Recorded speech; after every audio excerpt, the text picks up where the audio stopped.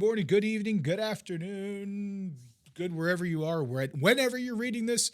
Welcome back to the Diamond Desk. I'm your host, OG Diamond Dave, Commanders, and we've got some fun times ahead with the blog that's going to be coming out here just a few hours. It's titled Fantastic Mom. That's right. You've all seen that we will be getting Invisible Woman MCU as well as Mr. Fantastic by now. So this is a fantastic time to go ahead and take a look at this. Looks like this is going to be our battle plan. And that's right. It's Do Your Stuff Day here in the old salt mine with OG Diamond Dave. Here's the battle plan for next week, right? Going to do our stuff. So pretty simple. Looks like we got Helverine in the Battle Pass. That's excellent. We got the Harbinger Week 9 and the Hood Rises 25 Hood Shards. Is that replacing the Songbird Shards at 25? That'll be interesting. New Twitch drops. Let's take a look. Can't wait to see what that's going to look like coming up here on Monday. July 2nd of next week, looks like we will be getting the Invisible Woman MCU or IWMCU becomes available. Fantastic Finding Showcase begins and the Independence Day Global Milestone. So Global Milestone, that's going to be fun. July 4th, which is a holiday here in the United States. That will be a new Danger Room dropping featuring the X-Men. Pretty cool. Let's take a look about that. And then keep an eye out on your inbox because there will be some changes to a couple characters' availability here. Lalandra is going to a node hard villain 7/6. That's pretty fun. Love it when characters end up going on nodes. That's always a good way to farm them. And then you got Howard the Duck is going to the Battle World store, replacing Hank Pym, who will move to the Blitz store. Okay, interesting. Good choices there. We got Havoc to the Spotlight Raid Orb, replacing Patriot, who moves to the Cosmic Crucible store. Okay, all right, that's fun enough. Next one up, we've got character shards and events. We've got Quasar at 510 total shards in Munch 3. If I did the math right, I think I'm only 300 shards shy. So that gives a couple extra shards for maybe catch up. I'm not entirely sure, but that's, I think that's fantastic, right? So if you did have some struggle with the first 2 months, maybe you didn't do all your stuff like you were supposed to, there should be some extra shards for you is what it looks like to me, by my count. So we take a look at this, what's going to happen in the Harbinger Finale for the finale for week 1, which is really week 9, but the first week of the 3rd month. So fun times, fun stuff. So our daily objective here is going to be to spend campaign daily. On the weekly, you're going to want to go ahead and get your Crucible battles in. You know we don't miss Crucible here on this channel, that's for sure. And then you'll also be able to earn Patriot Shards from the Danger Room. That's neat. And then the rewards for this one is going to be BioGear and Intel. Love that for us. Premium objectives, go ahead and blitz with Invisible Woman MCU. And those premium rewards are going to be more Accursed Diamonds. All right, love to see that. The Hood Rise is an Alliance milestone. Aha, looks a lot like the Songbird one. Interesting. So as always, you'll get your Allied Supply Orbs, which are available in those free claims and on the website, in case you are so interested in some of those. And then you'll want to go ahead and battle in your raids with Vigilante team at 5, 6, and 7 yellow stars. Team's been out for a little while. A lot of people really enjoy using Vigilante and Crucible and War outside of raids, so why not take advantage of those characters that you've probably put a little bit of investment into, and then should you choose to keep going further, obviously you'll go ahead and try to max out those rewards. In that one will be the 25 Hood Shards, Accursed Diamond Orb Fragments, and Armory 20 Orb Fragments. Probably some premium ways right there to get all the way down to the Armory 20s. But hey, keep an eye on the milestone. I can't wait to get the details and take a look and see how those are always evolving. We've got another global milestone here. Looks like that we just talked about that earlier. We'll be doing War with Liberty Team and earn Patriot Shards from the Danger Room. Interesting. Patriot Shields. I keep saying shards. I'll correct myself. Chad, if you made it this far, thank you so much for tuning in. But go ahead and let me know in the comments and be like, yeah, finally, about time you corrected yourself. It's Patriot Shields. Patriot Shields is what we are earning here. Patriot Shields from the Danger Room, not shards. That's on me. I got shards on the brain. What can I say? And then we'll have Invisible Woman from the MCU appearing soon. Can't wait for that. So it looks like a pretty standard release method. There'll be an orb. There will be offers in the store in the same day, etc., etc. So you want to make sure you go ahead and start unlocking this team. Looks to be a very powerful piece of arena and just a team you're going to want in your roster in general. So I am looking forward to this team, that's for sure. Orb Echoes. Okay, so introducing Orb Echoes. Starting with Invisible Woman, you can now earn bonus shards for a new character by opening their path to orbs. As you open their orbs, you'll gain progress towards the Orb Echo for guaranteed character shards. So this looks like a little bit of an interesting way. A lot of people have been wondering what's going on with the path shards. Are they changing? What's going on? So this is pretty neat. This is an extra little wrinkle if you're opening the path to orbs. So I'm excited to see what this actually looks like in game and get in there and mess around with it and see. You know, I do like when we start to change around and mess with the character unlock methods a little bit. I'm hopeful, right? I'm always thinking that, hey, I think it's going to be better for the community, right? I like the fact that we're tweaking things. If we get too stale, you know, it kind of becomes a little bit of a boring, you know, a hamster wheel, right? So I like the fact that we're changing things up. I like the fact that we're able to iterate and experiment with things. I think that's super powerful. I think it's super powerful. So I'm hopeful this will be a good change. As always, we'll have to see how it plays out, right? If this turns out to be, you know, something that we're not all on board with, and I'm sure the community will, you know, speak our minds, right? So make sure, as always, give appropriate constructive feedback and go into these things with an open mind, right? And say, hey, I get it. We've got to make changes. We're hopefully always making better changes. And, you know, if something turns out and we're not feeling that way, we definitely have a voice to share. That's for sure. So this will be interesting. New feature begins with Invisible Woman MCU. Be sure to take advantage during launch. Keep it out for more Orb Echoes to come. Yeah, I'm excited for it. Like I said, I'm keeping my eyes open. I also understand that I typically go 7 yellow day one anyway, right? Like I'm going day one. But hey, if this is a better path, right? Maybe it's a little bit more equitable to me or more fun to engage to get there. That'd be great. It'd be great. We'll have to see. Time will tell. Fantastic findings. Showcase and challenges. So Strike's fight against analysis forces. The negative zone heats up. Oh boy, negative zone. That's a rough subject that we got to talk about. We're calling all commanders who are above the level of 25 to join in this mission that promises key resources to power up your roster. Okay, I like key resources. What's that? So Chapter 1, feel the power of Mr. Fantastic. During this series of 6 missions with no requirements, you'll be given a MCU squad, Fantastic Four MCU squad, to use on each mission. Okay, so this is like the story modes, right? That's what it sounds like. The Fantastic Challenge, get hands-on experience learning how to strategically utilize the new team in battle while earning fantastic rewards. I love it. Challenges are separate from the showcase missions, and you can play them without playing the showcase. Interesting. You'll use tokens to start a challenge. So this feels like, sounds like, smells like the accursed challenges that are in the game today. So I'm looking forward to that, right? Yep. Looks like it. Yep. Challenges 1, 2, 3. Okay, so challenge tier 1 is a test drive. Challenge tier 2, you need a 3-star. Challenge tier 3, you need a 5-star. Okay, that makes sense. Okay, I'm following. I see what you did here. So this is very similar to what we have today with the Accursed team in theory, and we'll have to see how it looks in the game, obviously. But yep, gold, training modules, and then there was Crimson gear is how it worked there. There's also going to be shards for Silver Surfer in the Legacy Fantastic Four team. Okay, and the Legacy, the original Fantastic Four team. Perfect. Okay. Well, we will enjoy getting in there and seeing how those goes. They drop on July 2nd along with Invisible Woman, so looking forward to that next week. This has been a new one. We got a Danger Room coming up, so the existing Danger Room hasn't quite ended yet, but it will.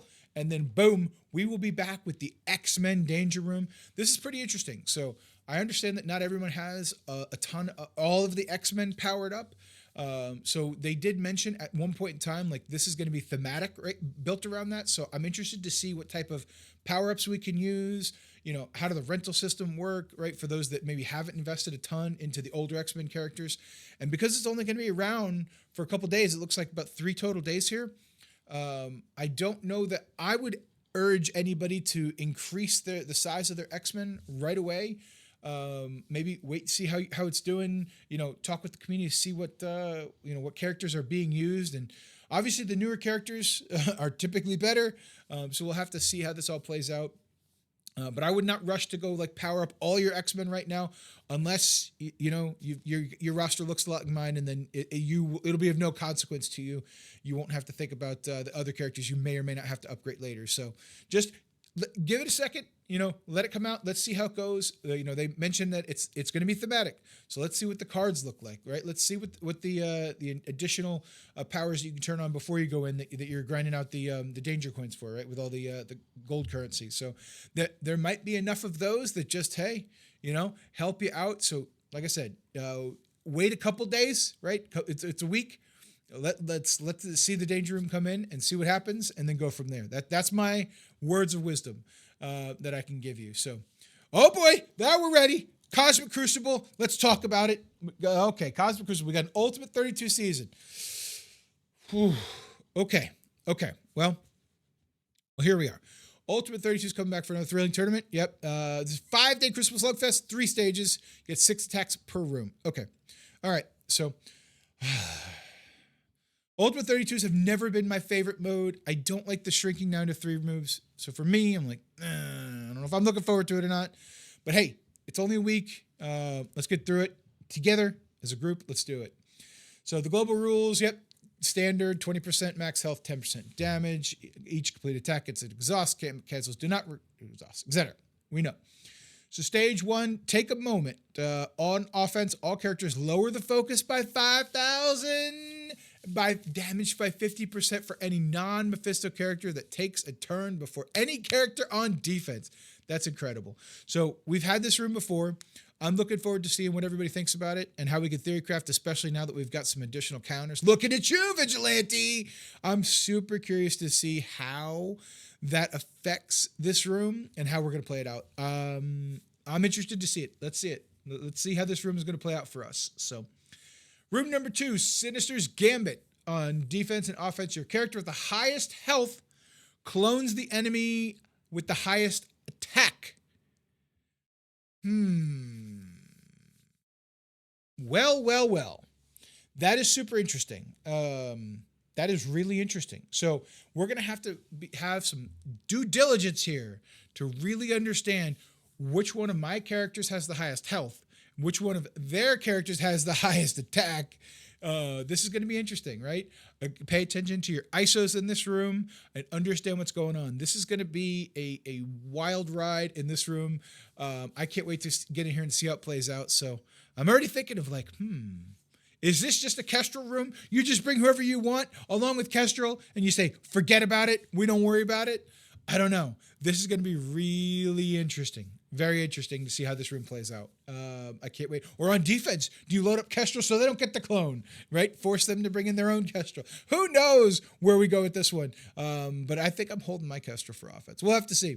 And then stage 3, we got the spiritual energy on offense and defense. All characters. Anytime a character gains an active ability energy, they get an additional extra energy. Okay. So that's neat. Whenever a character dies, all characters, whenever an enemy dies, the allied characters gain 1 ability energy. So if someone on your team dies, your opponents get energy. If someone on your opponent's team dies, you get the energy. And all ults cost 3 more. That's an interesting room to see how that plays out, right? So again, it's like a time bomb room, right? We have that with room 1 in season 15. It's like you got to play the time bomb just perfectly. If not, boom, it explodes in your face. So, that'll be interesting. That will be very interesting. Okay, moving on to season 16, which will happen after the U32. So this Friday, at the time of this recording, we're about to begin the last week of season 15. A week from that day will be or middle of the week will be U32, right?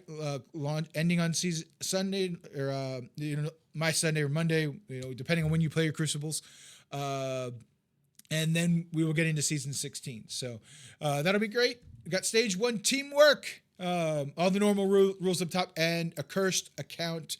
It's the same global rule that we had before, but it's a curse now, right? So on successful hit, apply trauma to target. So it's just when a curse does it. So moving on. Stage 1 is teamwork. Skirmisher characters on ally turn gain assist now. Okay, so they get to get assist. Like this is an interesting one, and one that is, you know, there's enough anti-assist mechanics right now that are like,